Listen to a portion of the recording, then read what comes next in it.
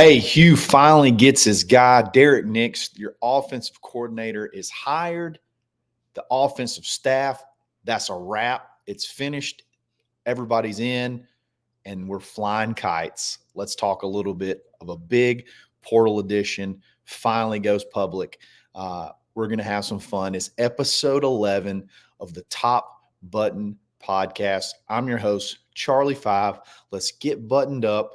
Let's bug. Let's have some fun. But before we do it, we want to give a shout out to our bud, Ford Stokes with Active Wealth Management. Look, you can visit Ford's website. You can visit activewealth.com, but you can also visit annuity360.net because Ford has a free book that he wants to give you. It's got a bunch of great tips that I've listened to. I listened to it actually on Audible. I downloaded the audiobook, but it's got great rules that help you safely grow your money. There's cool rules like the 4% rule, the rule of 100, the rule of 72. I never heard of any of those things before I got this book. You can go online. He'll mail it to you. He'll autograph it. Or again, if you want to go the easy way like me, go to Audible, download it for free, listen to it in your car. I learn better that way anyway. So be sure to check it out. Show Ford Stokes some love. Guys, you're not going to be able to do it on your own. You got too much going on. Let Ford help you get to the promised land. So check him out, Active Wealth Management and annuity360.net. Ford Stokes, tell him War Eagle. All right, so this is almost 2 years in the making. Hugh finally nails down and lands without any lack of drama. He lands his guy, Derrick Nix from Ole Miss, who's been at Ole Miss for 16 years. He brings him over to join his staff, gets the gang back together, and he's going to be our offensive coordinator and running backs coach. I think it's very exciting just on the surface, just because this is a guy that he's been trying to get for 2 cycles. Okay. He tried to get him last when he first got hired. It was a time crunch. The hiring a new coach, the scheduling is just terrible. So you bring him in at the end of December, signing day, or at the end of November, signing day is like 2 weeks away. You got to hire a staff, you got to recruit. And in the meantime, you have all this drama with Lane Kiffin and the contract situation where Lane didn't want him to leave because Lane likes to go fishing while Derrick Nix recruits for him and pretty much runs that recruiting operation. So he uses all the verbiage he can to make it to where either Derrick Nix has to pay a huge buyout, or, it just makes it to where there's sort of like an issue in general of him being able to move on and further his career. So it didn't work out last year. We had to go the whole route of the Philip Montgomery situation that obviously did not work out. We sever ties there. We're moving on. And the only name you hear is Derrick Nix. Derrick Nix, Derrick Nix, Derrick Nix. There is no plan B. There was no plan B. And to me, that's kind of exciting because there was no backup option, and you went out and got it done. You went out and got it done. And I love the setup of I guess their relationship and knowing each other and knowing how each other likes to work and how much Hugh values Derrick in the room with him, game planning, helping him recruit, how well he recruits, and his huge history of 4 and 5 stars at Ole Miss, which is not typically your not typically a big draw for those caliber players. But regardless, it's done. He's on staff. Auburn tweeted it out officially from their account. When I'm recording this is on Wednesday. I think it was somewhere a little bit after lunch. They tweeted it official. Lane, the child that he is, that took it to take his ball and run home. He spoiled it for Derrick when he knew he was gone, and he tweeted out an official statement from the Ole Miss Twitter account, the Ole Miss football Twitter account, that was a quote unquote statement with a completely um, sarcastic and mad farewell letter. And what he fails to understand is this is why he's not the head coach at Alabama right now. He may be okay with that, but the antics that he had and the pettiness and throwing everything out there on Twitter, his fishing trips while you could be recruiting. Derrick Nix is actually the one running it with some of the off the field staff guys. The pettiness, that's why you will probably always be stuck in Mississippi. That's why you're always going to be stuck at Ole Miss, and that's why that a guy that's been at a school for 16 years through 4 or 5 coaching changes, like he didn't want to leave. He doesn't want to leave no matter who the coach is. Cannot get out of there fast enough. Has tried for 2 years to get away from you to come on this Auburn staff. And I think that just speaks huge volumes to number one, the relationship between Hugh Freeze and Derrick Nix, and number two, just how important he was to that whole Ole Miss operation. So again, it's very rare that you see a coach last through one coaching change, but he's been through every single coaching change at Ole Miss for the past 16 years, going all the way back to Houston Nutt. So the drama was fun. I don't really consider Ole Miss. I know they're having a lot of success. I don't really consider them as really a rivalry or like somebody that we really ever super duper have to worry about, because the record speaks for itself. One of the greatest seasons they had in their history 2 years ago, they got thumped by Brian Harsin, the worst coach that Auburn's ever had. So Auburn's in a historic down period at the time where they're at the highest they've ever been. So they're going to have fun with it.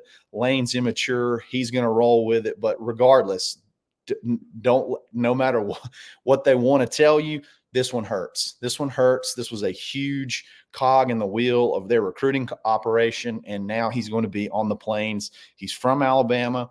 He's got ties all over the state. He's got ties all over the state of Mississippi.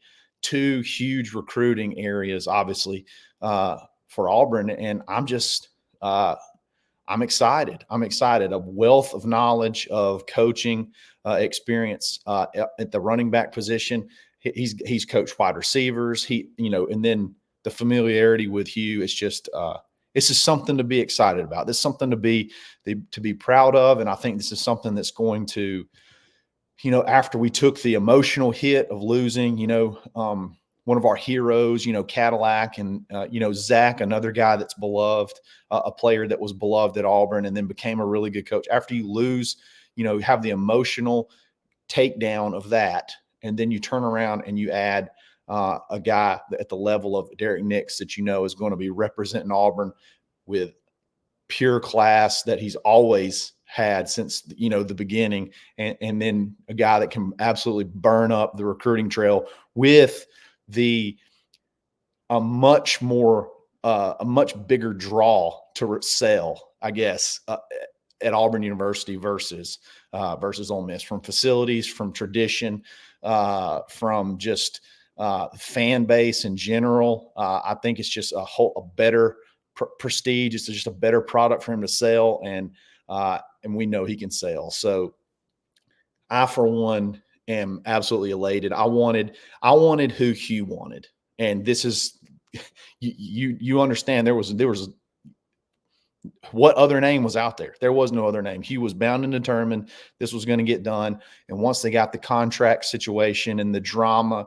with Lane and all figured out, and you weathered the tweet storms, the articles and whatever that Lane had to put out there. Once you weathered that, they got it done, and he's here to get going through this, to close out the portal class, to close out the high school class for 2024, already bringing in juniors for junior days and visits and stuff like that for the 2025 class, and then a spring ball, and then we're going to be right back after it. So extremely, extremely excited about Derrick Nix. I cannot stress it enough.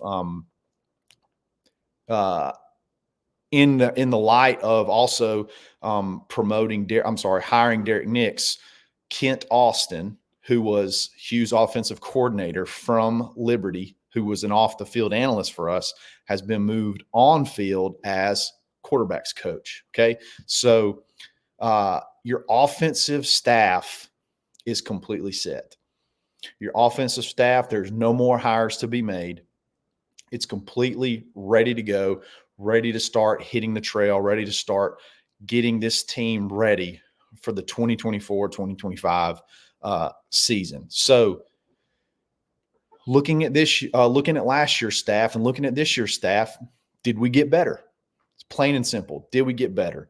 And I think we are unequivocally better in almost every single aspect that you could possibly be better at. Better recruiting. I think we're going to be better offensively from a play calling and offensive coordinator situation.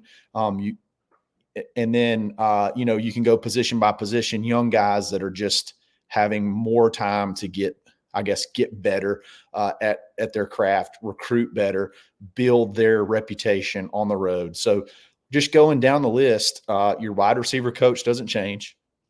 Marcus Davis, who pulled in one of the best classes that has ever been put together as of now. Like, that's not even talking about if you add Ryan Williams, and then it absolutely would be the best class that has ever been assembled on paper, the best high school class that's ever been assembled. Marcus Davis, he's a budding star, somebody that I feel like you can kind of put on some dudes and he can go get them. And we've already got some big time players that he's making waves with already in 2025. Already has a big commitment for 2026, a Rivals 100 receiver. So Marcus Davis, obviously, just another year is just going to be that much better on the trail. I think your number one target in 2025 as a wide receiver, I believe it's Derrick Smith from Southside. Let me check really quick. I think that's his name. Yeah, Derrick Smith, Southside wide receiver. He's the number one receiver on the board, and we sit very, very well. He just came in for a visit on our junior day last weekend, and that's a guy that's going to be a high priority. You don't have to take a bunch of wide receivers in this class, so maybe Marcus can help out in other areas. He's going to be that type of guy, I think, moving forward now that you got this big 4 or 5 wide receiver class, 2 portal guys coming in. You can get your 1 or 2 guys for 2025 and help out. That's and help out a little bit everywhere. That's hopefully going to be the goal moving forward. Jake Thornton flipped our whole offensive line and made it competitive in one off season. From the portal, from going and winning a battle with Connor Liu, who's going to be your anchor for the next couple of years, and then you bring in what he brought in. We've talked about it 1,000 times. 2 all-star game high school athlete, 2 all-star game high school offensive linemen, a tackle and an interior guy, and then a JUCO All-American. You got a big offensive line commit already for 2025. He's just going to keep getting better. He's going to keep adding to that resume, and this is going to be a big offensive line year. This is going to be a year I think you probably see adding, 4 or 5 guys, 4 or 5 high school guys on the line. So another year to develop. Just landed a big portal guy that helps solidify this line and make this offensive line even better for 2024. So you're better there because you got another year with Jake Thornton on the road recruiting, Jake Thornton in the room developing offensive line. You're much better there. Ben A. I'm just going to call him Ben A. I think it's Aguama or something like that. I can't really pronounce his last name. Tight ends coach. Again, same scenario. Another year. I feel he goes out and gets Rivaldo Fairweather. You didn't sign a tight end in this year's class. because you didn't really need one, but you brought in a stud portal prospect, and you got a big time tight end that is committed for the 2025 class. Another year, developing, getting better relationships. You're getting better there. Running backs coach. There's probably going to be people that disagree with me on this, but I feel like we are far and ahead of, when you talk from a coach and a recruiter perspective, Derrick Nix versus Carnell Cadillac. It just is what it is. You got 16 plus years of experience, 16 plus years of bringing in stud after stud after stud. And if you look at the thing about Derrick Nix's recruiting profile, is that he recruits every position: defense, offense, linebacker, offensive line, running back, wide receiver. It doesn't matter. He goes and gets everybody. And that is what your running backs coach has to do. And he's going to be that, and your offensive coordinator, which we know, I'm sure there'll be some plays that he has to call, but for the most part, it's going to be a collab between he and Hugh with the offense. So running backs coach, you are light years ahead, absolute light years ahead there. Quarterbacks coach. So you had Philip Montgomery last year. This year you have you're going to have Kent Austin. So this is a tough one because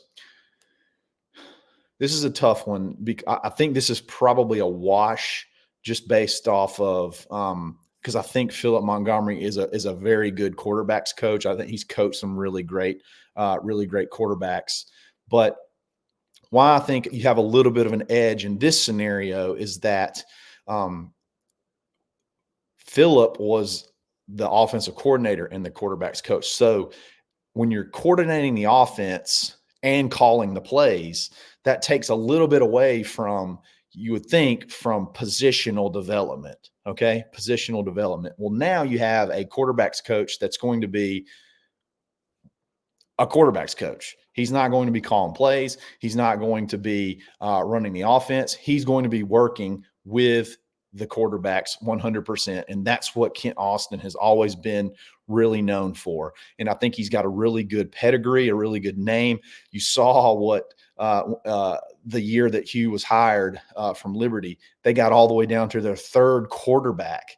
And the third quarterback was carving up Arkansas, carving up BYU, that type of thing. And that's just kind of what Kent's known for. So whereas if you just look at Kent Austin and Philip Montgomery, it's probably a wash there from a coaching perspective, but from the setup perspective, I feel like you're way ahead, way better off. You have a dedicated quarterbacks coach that is not going to be distracted from anything other than just coaching the quarterbacks. I love that setup. Then obviously you got your offensive coordinator, and we have one of the most innovative, one of the best play callers in the game, and that's obviously our head coach, Hugh Freeze. It's what he's always been known for. It's what he's always been good at. And the times that he took over this year, when we had to have wins or we had big games where we really wanted to give ourselves a chance to win the game, you saw the play sheet going in front of his mouth. You saw a different looking offense. You saw the RPOs. You saw the quick game. You saw the tempo. That's who Hugh Freeze is. And that's the identity that this team needs to have moving forward, is Hugh Freeze at the helm, calling the play, getting them going fast, the play sheet in hand. That's what we want to see moving forward. And when you have I talked about it on the last episode, but when you take just the three coaches, Cadillac, Montgomery, and Hugh, you had one full-time recruiter, stud recruiter, and that was Hugh. For whatever reason, Cadillac was not your going to be your outgoing dog guy on the trail that's going to go get you, a bunch of dudes, every single year. He's a great celebrity coach that can kind of wow you once you get to campus, but he just, for whatever reason, it just never clicked where he was your go-to guy, get on the road and go get him. That was Hugh. When Hugh was hired, within a few days of being here, he was in Chilton County watching DeMarcus Riddick play basketball. You don't think that made an impact? You don't think that made an impact? A year later, he signs with Auburn, and he's already enrolled, and he's going to be an absolute phenom. So, yes, Hugh was the only dog of that group. Now, when you have the combo of Hugh, Derrick, and Kent, you have two guys in Kent and Derrick that can help put the game plan together, so to speak, or help Hugh brainstorm or whatever to put the game plan together the way he likes it, so that he can still recruit at a really high level. Derrick can recruit at a really high level. And now you have, out of that three coaches, you have an unbelievable play caller, and you have essentially almost two full recruiting dogs that can go out and get after it on the trail. Derrick can fill in whenever, Hugh has to spend a lot of time game planning, and flip-flop and vice versa. It's a great matchup, a great trifecta of dudes that know each other, know how each other love to work. And I think this offensive staff is just, from top to bottom, just absolutely incredible. Absolutely incredible. I'm so excited to see what they do moving forward. I'm so excited for A-Day. I'm excited to see how the recruiting picks up and moves forward. And I got to feel like continually, if you're a quarterback or a wide receiver, you got one of the best in the game that's going to be developing you as a quarterback, in Ken Austin, as a running back, as a wide receiver. You got Derrick Nix and you got Marcus Davis, and then you got Hugh Freeze calling your plays. Absolutely love this offensive staff from top to bottom. I don't really know. I guess maybe the only other way that you can make the staff better is if you found some sort of possible better recruiting option as a quarterback's coach. But then, does that hinder that trifecta of that game planning, that play calling, that synergy that you would have between Nix, Austin, and Hugh? I don't think that person's out there. I don't really think that person was out there. So very, very fired up about the offensive staff. You should be fired up too. They're going to be, I think they're going to be good. I think we got a lot better this offseason, and I'm excited to see what happens moving forward. Before we move on and talk about a little bit more portal and a big addition we had today, let's give a shout out to plainscoffee.com. Do you want to continue to go to the grocery store and wait in long lines for coffee that's been ground up and on the shelves for weeks or months? I personally do not. I like to have my coffee ground the night before it's shipped. And that's what happens when you order from Plains Coffee. They got a little bit of options for everyone. You can go get it from different countries if you're super duper coffee guy and you like it from the Colombias, you like it from the African beans, whatever. They got a little bit of it all, the dark, the light, the medium, anything they got. And if you don't like coffee, they got teas too. So use coupon code BUTTON to save 10%. And give them a shot. They'll have it sent directly to your door. You'll be able to smell it from your living room. As soon as it hits the porch, it's freshly ground. You'll love that aroma coming through the window, coming through the doors. Give them a shot. Give them a shout out. And tell them old C5 sent you. Use coupon code BUTTON for 10% off. All right. It's still portal season, and Auburn lands a huge piece of the puzzle. Finally, it goes public, and we talked about him a little bit on Tuesday's show. But again, it was not public yet. It was not. We felt it was headed in the right direction, but it wasn't. All the way there. Antonio Kite he was a high 4-star corner in Alabama's 2022 class who was just kind of buried behind some unbelievable corners. Your Terry and Arnold's, those 5-star freaky guys, and he just never had a chance to really get on the field. No fault of his own. It's just like, man, it's just an embarrassment of riches over there. He goes into the portal, and you now add a 6'1", 6'2", 190-pound outside lockdown corner. That's when he was coming out of high school was very thought of as one of the best all around athletes possibly in the whole state. So I talked about it on Tuesday's show. Again, if he is in Auburn's 2022 class, he is the highest rated player of that class. So high caliber guy. You're getting him in here he will be a redshirt sophomore. Okay. So in theory, he's got 3 years to play. I think probably the ideal thing is you get him here and he balls out for 2 years and goes to the league. That would be kind of the most ideal situation. But he does have the option to stay for he has 3 years to play. So look, your defensive back room is young. They're all talented. You got a big talented class coming in. Chris Moore just hit a 3, by the way, which is I'm facing a little different angle so I can catch the end of this absolute boat racing of Auburn versus Vanderbilt. And Chris Moore just hit a 3, so let's have a party. Let's bug on that one. But anyway, you got a young defensive back room, but very talented. You had a great class last year that came in that Hugh salvaged. Headlined by Sylvester Smith at safety. This next class is absolutely slam-packed with talent. Absolutely.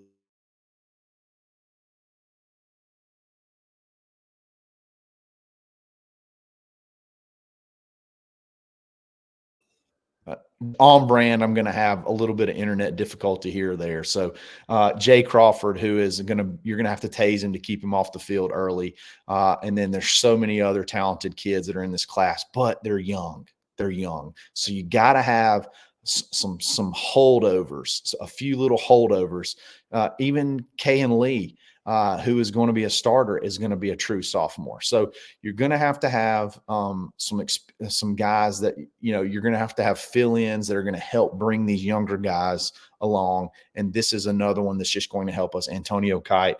I think it's going to help convince Keontae Scott to move back down to nickel, where I think he could be a very huge factor and possibly work his way into being a high draft pick. I know nickel is not. The outside corner is valued a lot higher than the nickel, but I just think this is his position. This is his position in the NFL. He can be a factor in the backfield. He can make plays in the backfield, and I think I'm hoping that Antonio Kite gives us the ability to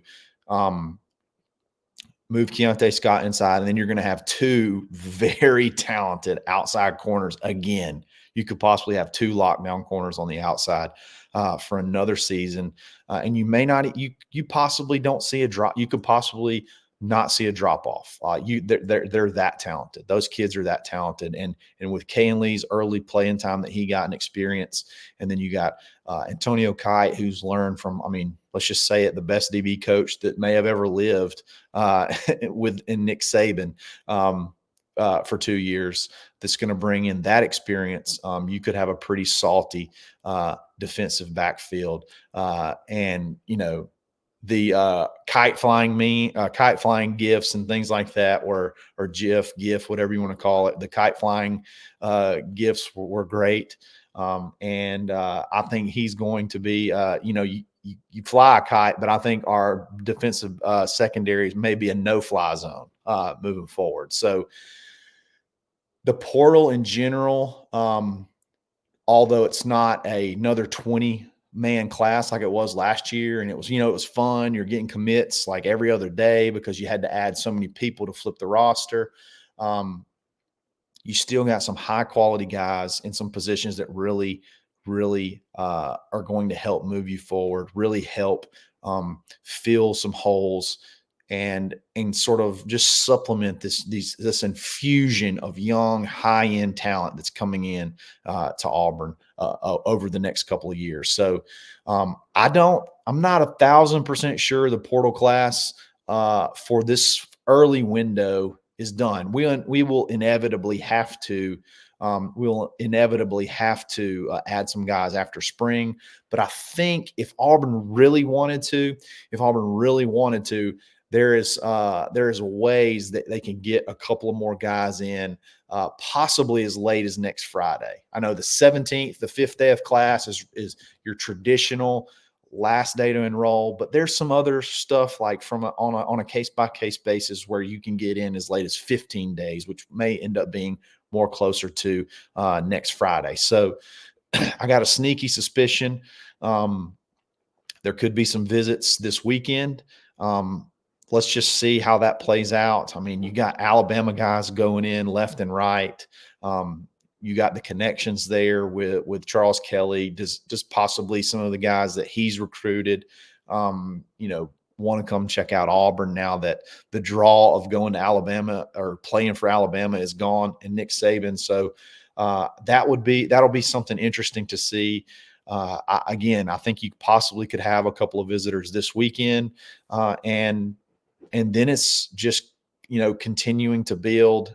We also, since the last time we talked, you had two guys going to the portal, Donovan Kaufman, Cam Riley. Hate to lose both of them.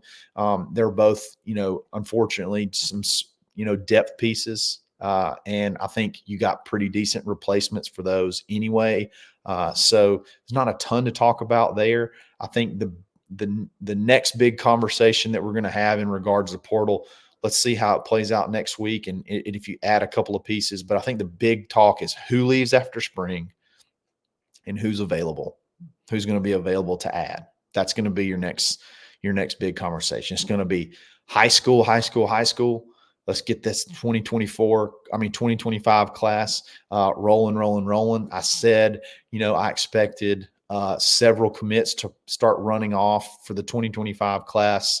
That hasn't necessarily happened yet. I'm not really sure what 100% the holdup is because I feel like we're right in the mix. We're at the top of the list for several guys. Maybe some new targets that have emerged since Nick Saban's retired for the 2025 class. You've seen some decommitments, a lot of decommitments actually, from that 2025 class that Auburn has high interest in. So maybe it's sort of like a board. Maybe it's a little bit of a board reset and kind of figure out now that there's some possibilities that there may not have been before, how that shakes things up. Maybe that's it. Maybe it's just the filling out you're working on filling out the staff. So you're not necessarily pushing for commitments yet, but I still think there's a lot of guys. Hugh was on the road all week this week. So much so that I don't think he's going to be back in town until possibly this weekend for, if by chance there's some visits and things like that. So he's recruiting like a madman already. And that's just going to be life as an Auburn fan. You're going to have a coach that's going to eat, drink, sleep, breathe recruiting.